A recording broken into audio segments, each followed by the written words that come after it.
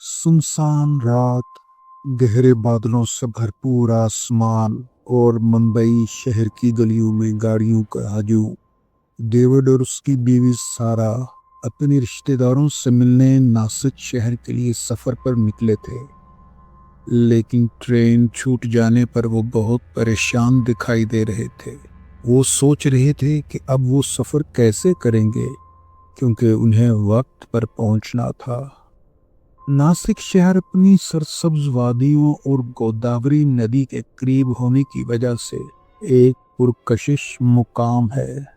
ये महाराष्ट्र का तीसरा बड़ा शहर है और अब तो बहुत जदीद शहर बन गया है। ये मुंबई से तकरीबन 190 किलोमीटर दूर है। इसकी वजह शोहरत यहाँ का मशहूर कुंभ मेला भी है, जहाँ हर साल लाखों लोग आते हैं। रात मजीद गहरी होती जा रही थी। डेविड और सारा इसी परेशानी के आलम में रेलवे स्टेशन पर खड़े थे कि एक कार ड्राइवर ने उनसे पूछा, सर, अगर मुनासिब समझें तो मैं आपको सुबह 5 बजे तक नासिक पहुंचा सकता हूं। थके हारे डेविड ने फौरन हामी भर ली। हालांकि सारा को रात के वक्त सफर पसंद नहीं था। कार सुनसान सड़क पर दौड़ रही थी। ड्राइवर अजीब नजरों से सारा को देखता और जब सारा उसकी तरफ देखती तो वो सामने सड़क की तरफ देखने लग जाता। सारा को बहुत अजीब सा महसूस हो रहा था, लेकिन वो भी थकी हुई थी और थकावट की वजह से उसे नींद आ गई।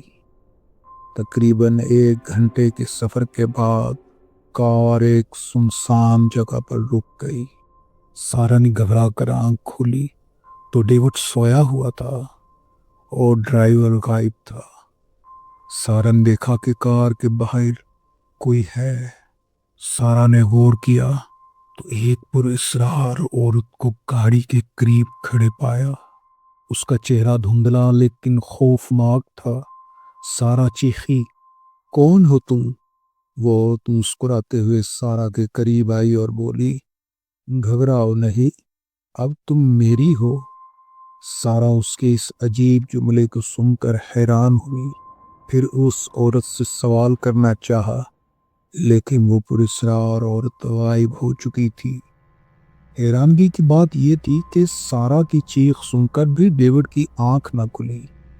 सारा ने डेविड को झंझोड़ कर जगाया। वो अंगड़ाई लेता हुआ उठा और बोला, क्या बात है, मुझे सोने दो। खैर, सारा ने सारी कहानी उसे सुना दी। डेविड बोला, ये तुम्हारा ख्वाब है, अगर ऐसी कोई बात होती तो मैं ना जाग जाता। अरे ये ड्राइवर कहाँ गया? और फिर थोड़ी देर के बाद ड्राइवर भी आ गया।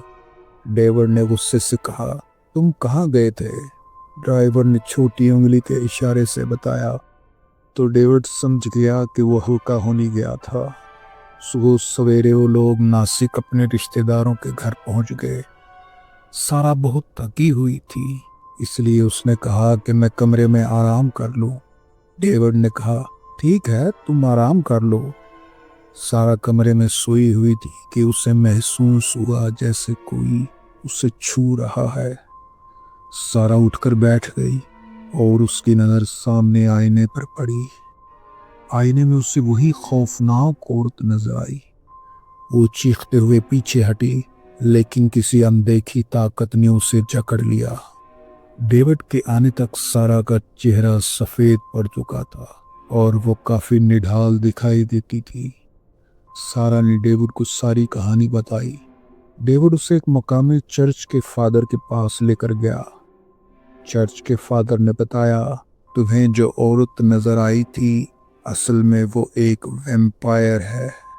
वो यहाँ ऐसे ही नहीं आई, उसे तुम पर उसी कार ड्राइवर ने छोड़ा है और ये ऐसे लोगों पर आती है जिन्होंने किसी को नुकसान पहुंचाया हो।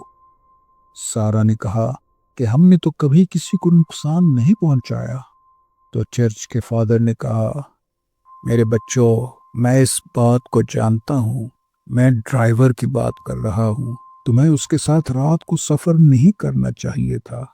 फिर फादर ने उन्हें एक तरीका बताया اور وہ دونوں واپس گھر آ گئے۔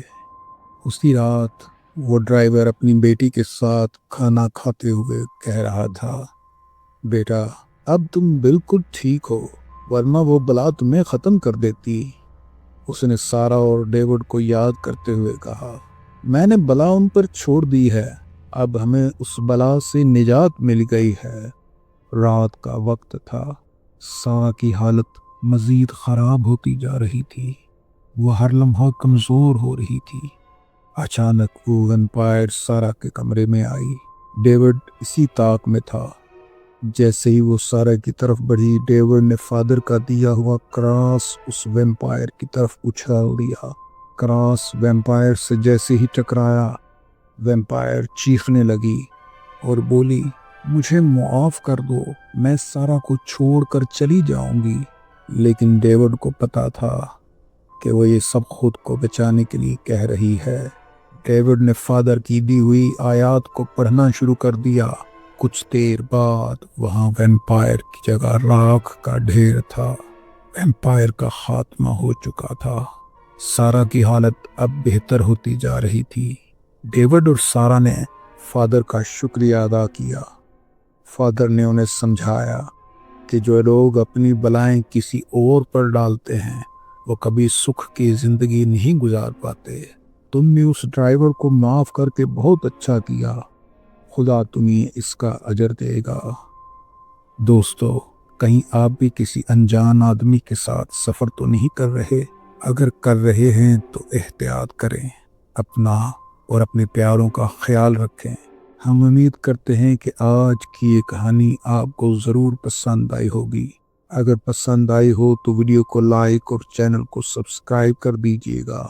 پیارے دوستو، اگر آپ کے پاس بھی کوئی کہانی ہو یا آپ کے ساتھ یا آپ کے کسی دوست کے ساتھ کوئی پر اسرار واقعہ پیش آیا ہو تو آپ ہمارے واٹس ایپ نمبر پر اپنی کہانی اپنے نام اور اپنے شہر کے نام کے ساتھ بھیج سکتے ہیں۔ ہم کوشش کریں گے کہ اگلی ویڈیو آپ کی کہانی پر بنائیں۔ تو ملتے ہیں نیکسٹ ویڈیو میں ایک نئی کہانی کے ساتھ۔ اللہ حافظ۔